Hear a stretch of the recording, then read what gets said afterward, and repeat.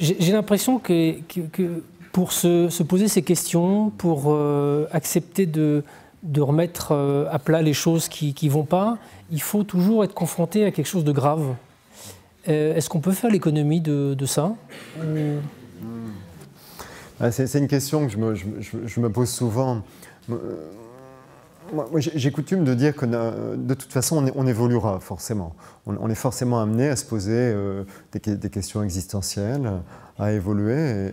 Et j'ai coutume de dire que si on n'a pas de chance, on se posera ces questions le dernier jour venu. Et si on a beaucoup de chance, on va se les poser un peu plus tôt dans la vie.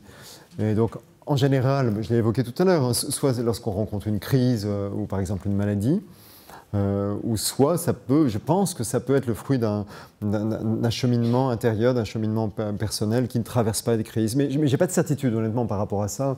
Quand vous voyez l'évolution de l'être humain depuis sa naissance, on sait tous que pour passer de l'enfance à l'âge adulte, ce qui est une sacrée transformation, on passe par l'adolescence et ses turbulences.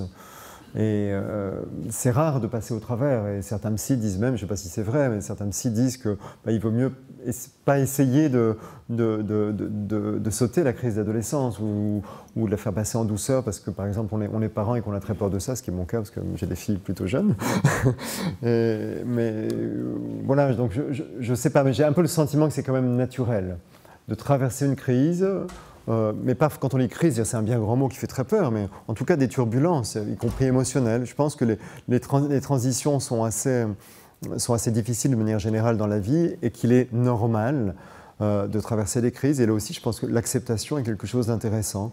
Alors peut-être qu'une piste, pour finir de répondre à votre question, une piste pour éviter les crises serait de retrouver l'usage des rites que connaissent encore les sociétés primitives, enfin dites primitives, qui pour moi ne le sont pas, et que nous, on a complètement oublié et perdu, quoi. Qu'est-ce qu'on a comme rite de passage à l'âge adulte, à part le baccalauréat? Et comme le taux de réussite est de 98%, je ne sais pas si c'est vécu comme un rite par les jeunes, et peut-être que c'est un élément de réponse, retrouver des rites de passage.